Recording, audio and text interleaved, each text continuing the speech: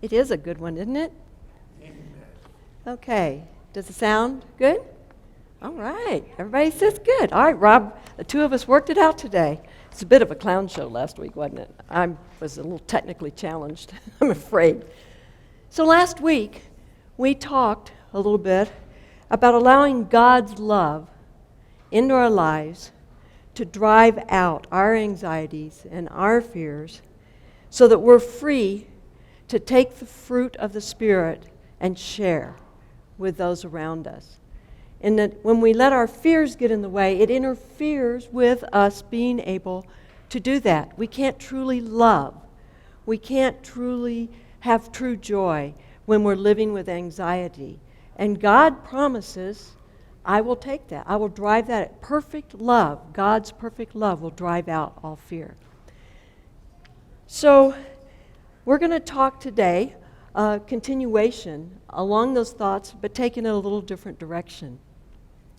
When Tiago read to us and went over the story of Jesus talking to the church leaders, we talked about this a little bit last week too, so now you've heard it for the third time. Nothing like hearing something several times to make it sink in. And he said that the kingdom was going to be taken away from them and given to those people who produce fruit. And that's where I started my talk last week, was what are these fruit? What does that mean? And today I would like to take the tact of what does that mean like in nitty-gritty everyday living. So I'm going to be talking, not trying to give a comprehensive kind of study on something. It's going to be very different from that. What I'm going to do is try to share some of my own experiences and things that I've been exposed to and lessons that have been taught to me, and lessons I've learned. And if you sit back and say, okay, yeah, that sounds okay, but that just doesn't fit for my situation. That's good, because the whole idea today is me sharing my personal thoughts, making you go back to that list, and I'm sorry, I thought it would still be here, and I didn't notice this morning it wasn't still here, but go to Galatians 5, I believe it is, and there are the list of the fruit of the Spirit: joy, love, gentleness, and self-control, and I don't think kindness is in there, but it's sort of in there. And that wonderful list. And I want you to take that kind of theoretically wonderful thought of being joyful, of being good, of being kind, of being loving. And I want you to think about your specific, kind of messy life. What does it mean there? Okay? So we're going to go from a nice thing like this, and we're going to come down to this. So I'm not going to talk about your life. I'm going to talk about mine and things I've been exposed to, and I want your mind to go to your things. I want you to say, well, that's not really my situation. Okay, then take those things and put them into your situation. In Matthew 13, the sower, remember the parable of the sower? The guy was throwing his seed out, and some of it landed where it wasn't going to grow for various reasons. And then what he was trying to do was put it on the healthy and good soil where it would grow. Now, in that parable, the people of the kingdom are not the sower. They're not even the seed. Okay? They're what? They're the dirt. The people of the kingdom are the dirt. And by the way, Jesus explained this parable. He actually listed what every single thing meant so we can have no question about it.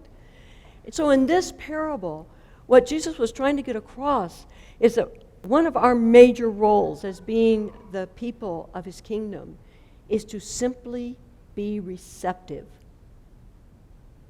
That dirt, he said, was receptive to what? To the seed, which was the Word. And what is the Word? Jesus told us, what are his commandments? It's reduced down to two things, right? What is it? Love God with all your heart and all your soul, and love everybody else as yourself. Right? There it is.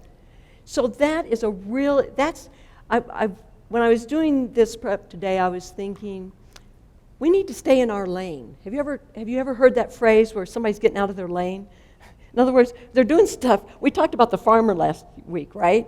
He was out of his lane. He was out checking the barns and everything when William had already taken care of it, like he had promised he would.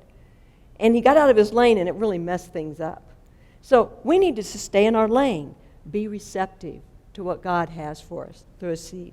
Then there's another story about a sower and about a farm and about a wheat in that same chapter, Matthew 13. And in this one, we're not the sower again. The people of the kingdom are not the sower. The people of the kingdom are not the harvesters, and that's really important.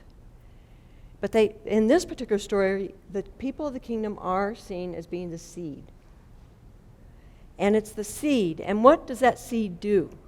In this story, all that I can find that seed is doing is growing and producing fruit in the middle and amongst other seeds that have also grown up and amongst the weeds. The name of that story in my Bible is the story of the weeds. And if you remember, those seeds just kept growing right up. And not over here and beside the weeds, but right in amongst the weeds. Those seeds were growing and producing fruit. But I have found that somewhere along the way, a lot of Christians have mistaken the symbolism of these parables. And I must say that people within the Adventist church can go into this category too. Christians who are worried about harvest. None of these stories have the people of God worrying about harvest here, right? Who's the harvester? Jesus. God? Jesus? And one of these, he says he sends his angels to harvest.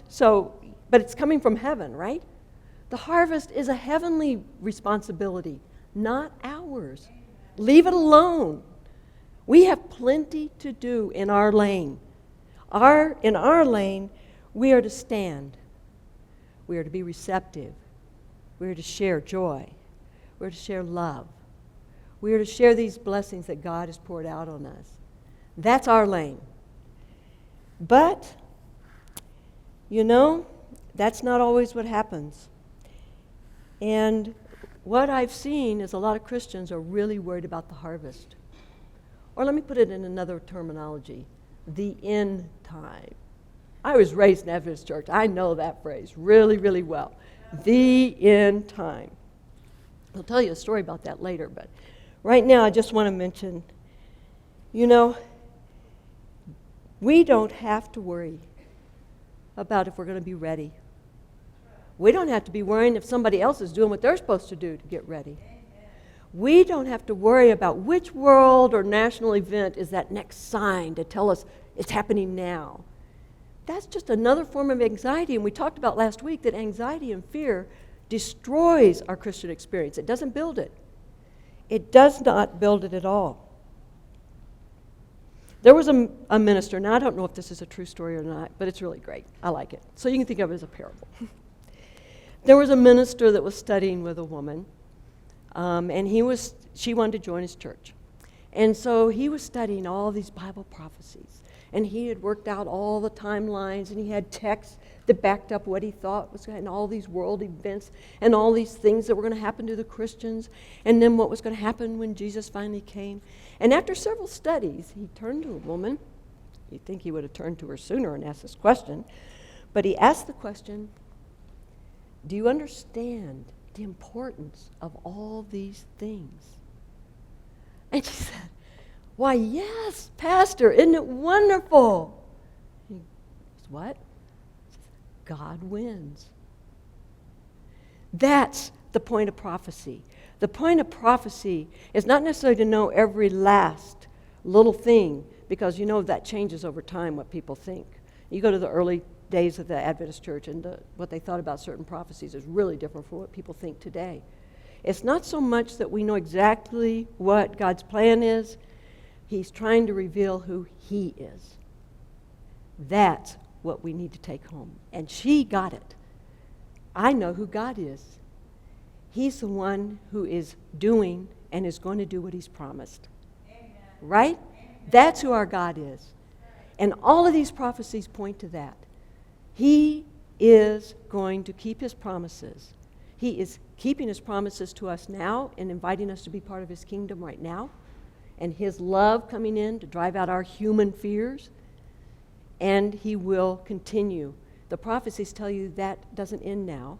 That goes all the way to the end of time. Paul didn't worry about it. Remember that verse I read last week? One of my favorite verses. I know whom I have believed, and I am convinced He is able. Convinced. Absolutely no question. He is able. But now I know some people here may be saying, wait a minute. You're being a little bit disrespectful of the emphasis that we have on prophecy, and you shouldn't be talking about it that way. So, my best defense, let's find out what Jesus said. And by the way, Robert, these verses are for you. You said that you worry about things, and Matthew 6, 25 through 34 is the go-to passage in the Bible for people who worry. Are you a worrywart? Go to Matthew 6, 25 through 34. Now, I'm not going to read all the verses, but they're there, and if you're a worrywart, put a marker in your Bible and go read that every day if you need to. It's just great for those of us who are worrywart. Therefore, I tell you, do not worry about your life, what you will eat or drink. Look at the birds of the air. They do not sow or reap or store away in barns, and yet your Father feeds them. And here's the kicker. We should say this over and over. Ask this question of ourselves when we get all involved and, am I ready? Am I going to pass? Am I going to be good enough? Here is the kicker. It's just a fabulous question that Jesus asked. Can you, any one of you, by worrying, add 1 hour to your life? Isn't that a great question? Can anybody, by worrying, add a single hour to your life? And it ends at the very end of the passage by saying, therefore, do not worry about tomorrow, for tomorrow will worry about itself. Each day has enough trouble of its own. We don't need to borrow trouble from tomorrow. What's going to happen next week? What's going to happen next year? No. Jesus says, no. Give those to me. Those are those fears and anxieties that you don't have to have. You're here today.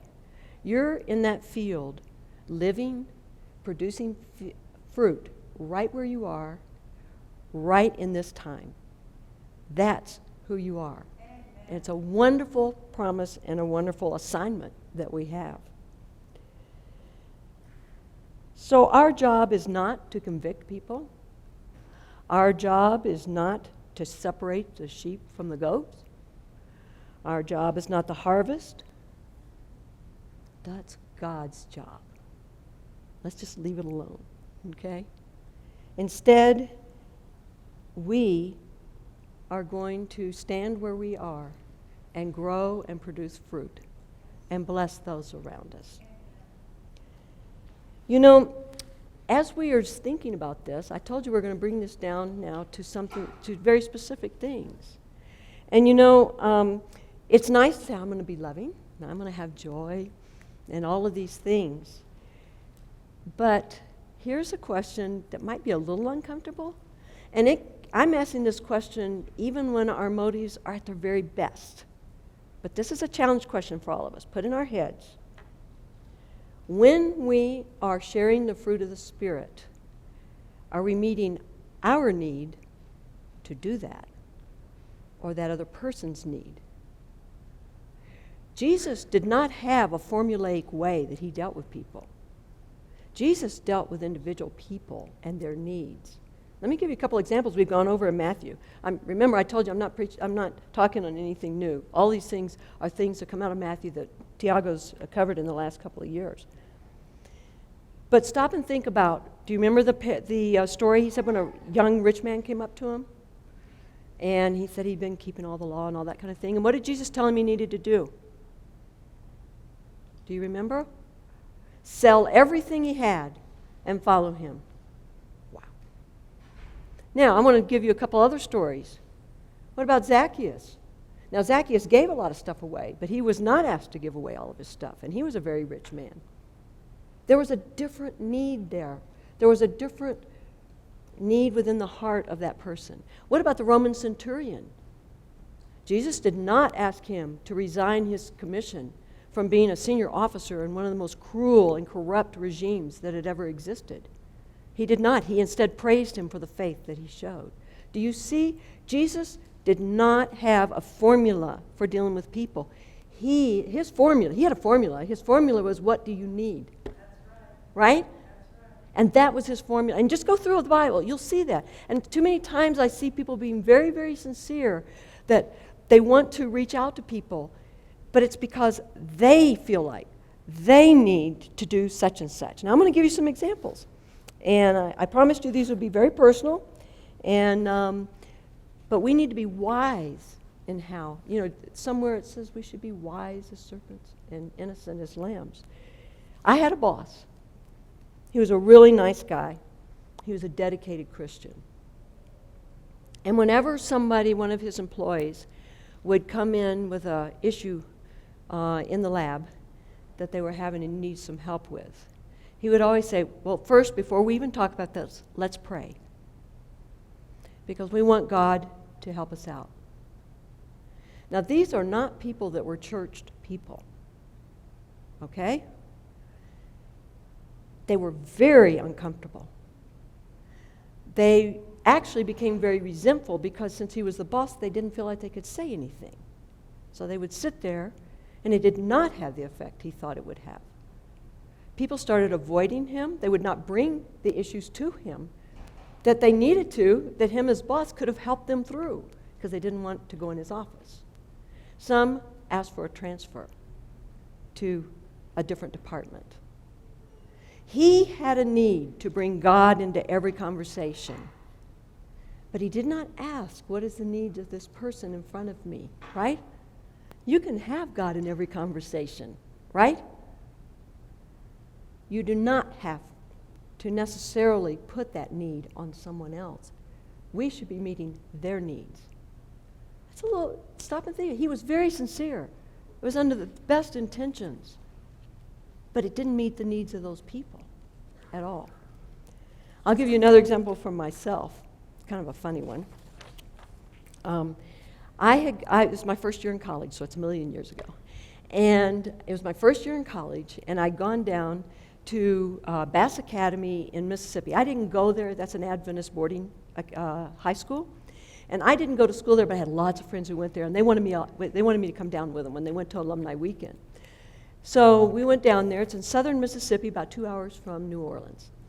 And so late Saturday afternoon, a couple of my friends, I'd gone to grade school with them, knew them forever, and they announced to everyone who was there, we're going to New Orleans tonight. And we're going to Bourbon Street, and we're going to get drunk. We've never been drunk before. And Bourbon Street's, what better place to go and get drunk than on Bourbon Street? Well, we all thought it was nuts, and everybody tried to tell them not to go. They were determined they were going to do this. Now, did I sit and try to counsel them about the dangers of excessive drinking? No, I did not. I told you I went to school with these people. They knew everything I knew. I was just going to tick them off. They knew everything. They knew it was bad for them. There was nothing I could do. They'd been to all the health lectures and gone to school and all of that. There was nothing I could tell them that they didn't already know. They weren't interested. Did I ask them if I could pray for them? Pray with them? No, I did not. They were not even slightly interested in what God wanted for their lives right then. Not even slightly. If I had asked them if I could, I don't know what they would have said. They were good friends. They might have said yes. I don't know, but they were not there. Did I tell them, I'll be praying for you while you're gone? And the answer to that is an emphatic no, because I believe in that very first fruit of the Spirit, which is love. And my love said, give me your keys, I'm driving you. Everybody laughed. What are you going to do? Go down there and follow these two people up and down Bourbon Street and go into clubs while they're drinking and they're sloshed up and you're drinking your little Coke and you're just going to do this all night? And I said, yep, that's what I'm going to do, because they're not driving home after that. And so we did it. I got to see Bourbon Street. I enjoyed it more than they did because I actually remembered it the next morning. And there's lots of weird people on Bourbon Street. It was quite the experience. They needed safety. No information was going to help them. Quit preaching. When people aren't listening, quit preaching. It's only doing you some kind of good, I suppose. It's not helping them. So stop. Now here's another example which may surprise you a little bit. I think most of you know who Ben Carson is. He ran for president. He's an Adventist, a very sincere Christian man. He ran for president, but before he did that, he was a world-renowned, very skilled, talented neurosurgeon at Johns Hopkins. And he was head of the department there. And he had pioneered a procedure, a brain surgery, that was done on children that had unremitting seizures from epilepsy and had no chance at a normal life. And he became world famous for that particular surgery, although he did lots of other kinds of surgery. He was very famous for that particular surgery. And he spoke at my sister's medical school graduation. This is like 30 years ago, a long time ago.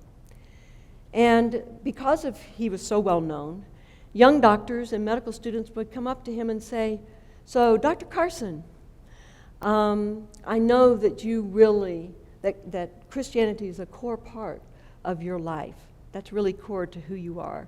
So, do you pray with every one of your patients? You know what his answer was?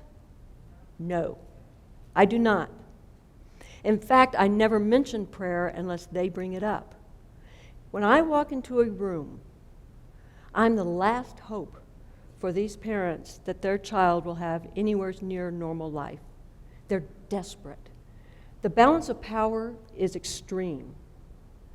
And he said, no matter if they are Christian, no matter if they're atheist, no matter if they're Muslim, if I said, would you pray with me, they would do it. But I have no idea if it would benefit them or not, because it was for me. When I walk in that room, my job is to find out what they need. I ask them, what can I give you to help you get through this? He said, many times it's prayer, but many times it wasn't. So this, I come back, we need to be wise as we are Christians. We can be so sincere and be so obnoxious at times, you know? All of us do this everywhere in life, not just being Christian, you know. We all can be obnoxious, right? But when we're being a Christian, we're trying to share Christ. We're trying to share the kingdom of God. Let's be wise. It doesn't always mean prayer. It doesn't always mean religion. It may just be kindness. Those things up there were not devoutness. You didn't see piousness up there. You didn't see devoutness, did you, on that list? It was things like joy, opening that door for someone, helping someone at work that's having a hard time. It's not your work, but you go and you help them and get through that, right? You don't necessarily, you can share God's kingdom and you don't have to be preaching. Okay? So I want to take a few minutes when we're talking about how we practically share these fruits of the Spirit. I want to take a few minutes to talk about young people in the church. I have a huge interest in making sure that little kids and young people think that church and God are the greatest. I really, really have a burden for this. But I have to stop for a minute for full disclosure. You know that ad on TV where a guy's getting ready to fly the airplane? And he says, well, actually, I'm not a pilot, but I played one on TV. You seen that, right? All right, I'm the pilot. I've worked with kids forever, since the 80s. I've worked with little kids. I've worked with youth. I've done children's church. I've done, you name it. I've been doing it because I love it. But I don't have kids. So parents, you can take it with a grain of salt, say, well, she doesn't have kids, okay? That's okay. Because I'm going to stick with my own experience and things I've experienced myself and seen. But you do have to understand I don't have kids. Okay. When I was a teenager, I don't know if anybody else remembers this, they're old, those of you who are old out here with me. There was this story that somebody wrote. I think it was I don't remember a whole lot about it, but I think it was kind of like a one-person play, or so, it was kind of a long drama. It was a drama story about a teenage girl who goes through the end times, okay? And I don't remember the name of it or anything, but let me tell you something. I don't remember details, but I do remember some details, right? It's like, oh man, she went through everything. There were laws of the government that were against Christians. People were called into court and had to defend themselves. Family members turned against family members because some didn't accept the truth and some did. People were running to the mountains for their lives. And you're going like, yeah, well, that's all in the Bible somewhere, yeah. But let me tell you something. As a teenager, to this day, I still know my takeaway lesson from that. I may not remember all the details, but there's a famous statement that's been attributed to several people, and I don't know who really was the first one, but it's great. It says, I will forget what you told me. I will forget what you say, but I will never, ever forget how you made me feel. You want to know how that story made me feel? Let me read it to you. You better watch out. You better not cry. Better not pout. I'm telling you why. God is coming to town. He's making a list and he's checking it twice. Gonna find out who's naughty and nice. God is coming to town. Oh dear, I guess I got God mixed up with Santa Claus, didn't I? God is not Santa Claus. He's not checking his list twice. He's welcoming us into his kingdom right now, today. And it lasts forever. But that is what I mean by what are we doing with our youth? What is their view of God because they've been in this church? Now, I'm going to ask some questions that have nothing to do with this church because I know nothing about the youth programs in this church, okay? So I'm just asking this as a thought exercise for us. Is this church a place where kids are noticed? When they come in, do multiple people tell them how cute they are? Or do we just tell them to quit running in the sanctuary? Yeah. Do we spoil kids? Since I'm just an aunt, I was told one time by an older person I needed to quit making over one of my nieces so much that I was going to spoil her. And I said, look at my title. It's aunt. That means that equals spoiling. Their parents are in charge of raising them. I'm in charge of spoiling them. So we are church members. We're in charge of spoiling them. For the younger kids, do they come and sit? I think I know the answer to this because I've seen them bopping around back there. But do they come and sit for long times and have to be told to sit down and be quiet and sit down again and be quiet so we can get through this story that we're supposed to be telling and get to the end? Or can they hardly wait to get here because there are activities, there's creativity, there's short stories, there's lots of quizzes and puzzles and who knows what all. Is that what coming to church means to our kids? It's just a thought exercise. What can we do to make it where, remember, they're not going to remember what you said. You're not going to remember what I said today. But hopefully I'm trying to get us a feel of who do we want to be? What do we want to be like in real life, in our nitty-gritty situations that are imperfect, with sharing our love? And for older kids, and here I might step on some toes. I don't have kids, so, For older kids, are they discussing things that are relevant? Are we trying to teach them something as opposed to finding out what they want to learn, what they want to know about, what they want to speak about? Are we talking about legalized marijuana? It's here. Or is that something that's not for church? That's out there. Is God a part of our nitty-gritty life? Is this something that we need to talk about? Do we talk about drinking as in even if we talk about the difference between binge drinking and more moderate drinking, or, oh no, we just, no drinking, that's it. Because our kids will never drink, right? Yeah. Mm-hmm. Yeah. Are we talking about birth control and stewardship of our bodies? And what does that mean? Or, oh no, not here. In church, we don't talk about those things because we don't accept that that ever happens. We bury our heads right in the sand sometimes, right? Where else do we want kids discussing things than in this environment where they can have mentors who are godly, but are godly in a way that takes into account the nuances of real life and understands God's love for everyone? You know, sometimes I think that one of the feelings that we may portray, and I'm coming from my own experience here. I'm not talking about this church because I don't know your kids. I need to get to know them, but I don't know them. But I know where I were growing up. There were certain things we talked about among ourselves all the time. Then you come to church, and it's a different set of things. That makes it just so easy to do this. When this becomes more interesting and more fun and more relevant, but what if this is all right here? What if our kids feel like there's nothing they can't bring here? Christianity can accept and discuss anything. We're not afraid of it. We don't have fear when we have the love of God. Do kids feel that?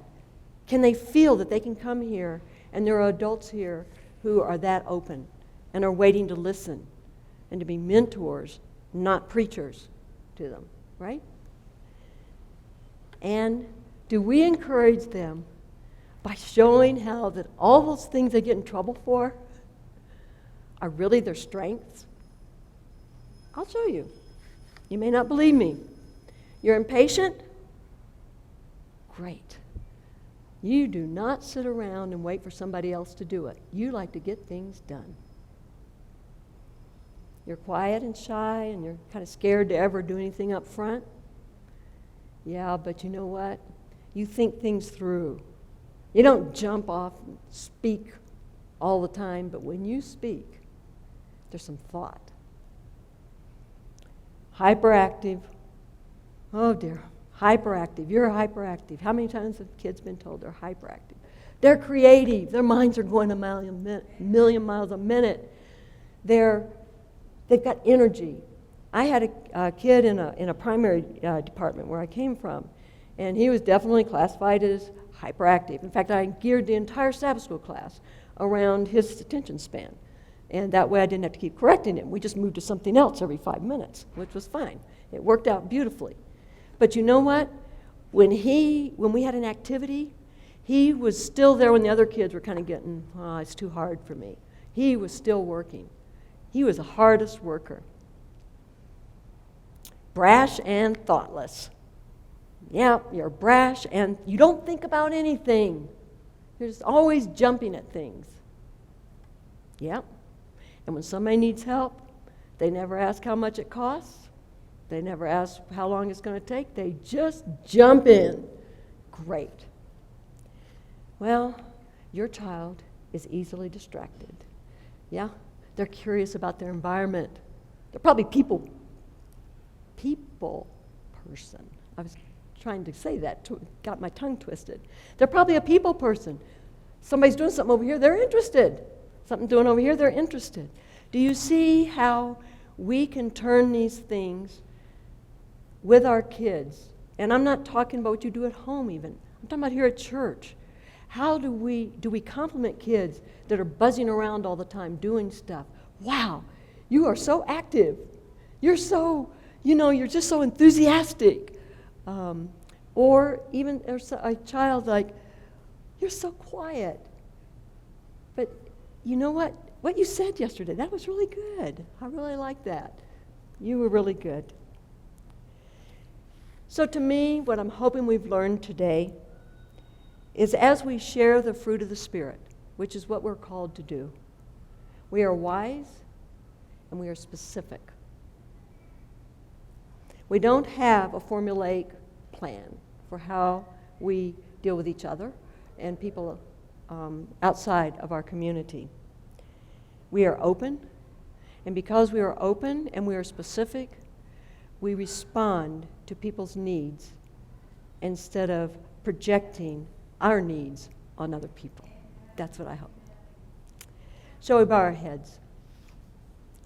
May the Lord watch between you and me when we leave this service, whether enjoying a meal or going our separate ways.